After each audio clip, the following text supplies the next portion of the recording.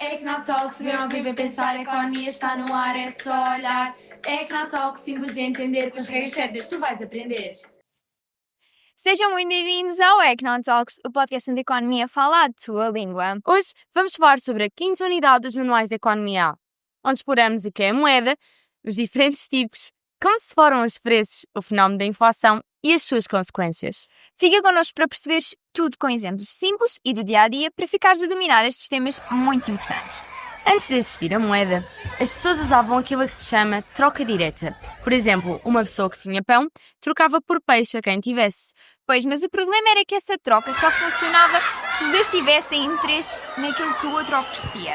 Imagina este caso, tu tens ovos, queres manteiga, mas quem tem manteiga não quer ovos, quer vinho. Como é que se resolve? Exato. Esse sistema era ineficiente e limitava o comércio. Foi por isso que as sociedades criaram uma moeda, um meio aceito por todos, para facilitar as trocas. A moeda é então tudo o que é aceito como meio de pagamento geral, mas não é sempre igual. Vamos ver os principais tipos. Começamos com a moeda mercadoria. Esta é a forma mais antiga. Eram bens que tinham valor próprio e podiam ser usados na troca, como por exemplo sal, gado, conchas, grãos de cacau ou metais preciosos. No caso, por exemplo, do sal. Na antiguidade ele era usado para conservar alimentos e era tão valioso que até se pagavam salários com ele, daí a palavra salário. Depois surgiu uma moeda feita de metais preciosos, como o ouro, a prata, o cobre, que tinham um valor intrínseco. Esta é a moeda metálica. Por exemplo, no século XVIII, as moedas de ouro eram usadas para comprar bens valiosos. Hoje, já não tem tanto valor pelo metal, mas sim pelo aquilo que o Estado garante. Depois temos o papel moeda. O papel moeda é uma forma física da moeda fiduciária, ou seja, são notas emitidas oficialmente que representam um valor garantido pelo Estado. Originalmente, essas notas podiam ser trocadas por reservas de valor, como por exemplo o ouro ou a prata, guardados nos bancos centrais. As pessoas confiavam no papel moeda porque sabiam que podiam convertê-lo com metais preciosos. Entretanto, isso evoluiu e surgiu a moeda papel. Esta é a forma de moeda que usamos mais frequentemente hoje em dia. Quer dizer, com o desenvolvimento dos tempos, nem tanto, Sim. mas há uns anos atrás, sim. As notas do euro que tens na carteira não têm valor pelo material que são feitas, mas sim porque o Estado garante o seu valor. Por exemplo, uma nota de 10 euros não vale isso em papel, mas representa esse valor. Por último, temos a moeda escritural. Este é o dinheiro que está nas contas bancárias e que movimenta através de cartões, transferências bancárias ou obrigações, como por exemplo o MBWay. Por exemplo, quando compras algo online, estás a usar este tipo de moeda. Depois, a moeda tem 3 funções fundamentais que explicam a sua importância. Em primeiro lugar, a moeda é utilizada como meio de troca, ou seja, substitui a troca direta e torna as transações muito mais rápidas e simples. Imagina que queres comprar um café. Sem moeda, terias que encontrar alguém que quisesse trocar exatamente aquilo que tens para oferecer. Depois, a moeda representa também a unidade de valor. A moeda serve para medir e comparar o valor de bens e serviços. Por exemplo, quando vês uma t-shirt que custa 20 euros e um par de sapatos 60 euros, percebes imediatamente que os sapatos são 3 vezes mais caros. Por fim, a reserva de valor. Podes guardar dinheiro para usar no futuro, ao contrário daquilo que acontece com os bens perecíveis, como alimentos. Por exemplo, guardas o teu dinheiro na conta bancária para comprar um telefone daqui a alguns meses. Agora vamos falar um bocadinho sobre o que é o preço e o que o influencia.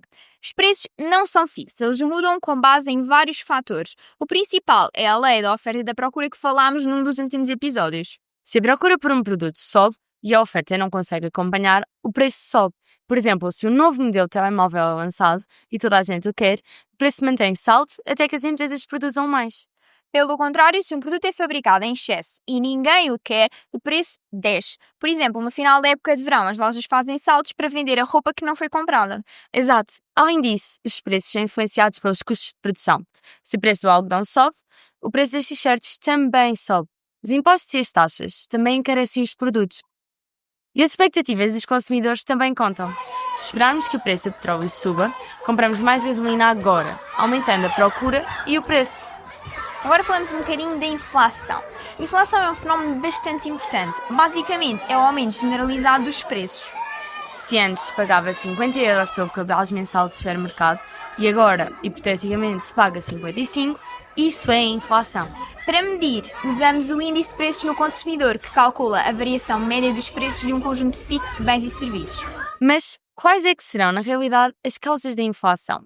Primeiro, temos a inflação da procura, quando as famílias e empresas querem comprar mais do que aquilo que está disponível, como quando há muito investimento a ocorrer, os preços sobem. Por exemplo, numa economia em crescimento, o aumento do salário leva a mais consumo e a preços mais altos, mas isto a longo prazo. Exatamente.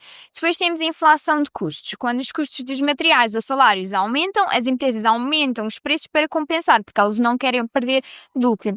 Por exemplo, o aumento do preço do petróleo eleva os custos de transporte que são refletidos no preço dos bens. Por fim, temos a inflação monetária. Se o Banco Central põe mais moeda a circular, sem haver mais produção, o dinheiro perde valor e os preços sobem. Isto aconteceu, por exemplo, no Zimbábue, onde se imprimiram tantos bilhetes que o dinheiro quase que não valia nada. E agora vamos falar um bocadinho sobre as consequências desta inflação.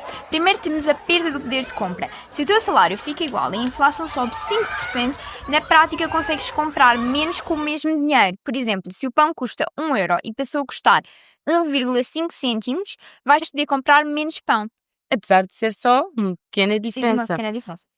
Depois, a desvalorização da moeda. Quando a moeda perde valor, as pessoas perdem confiança e procuram proteger-se com ouro, imóveis ou moedas estrangeiras.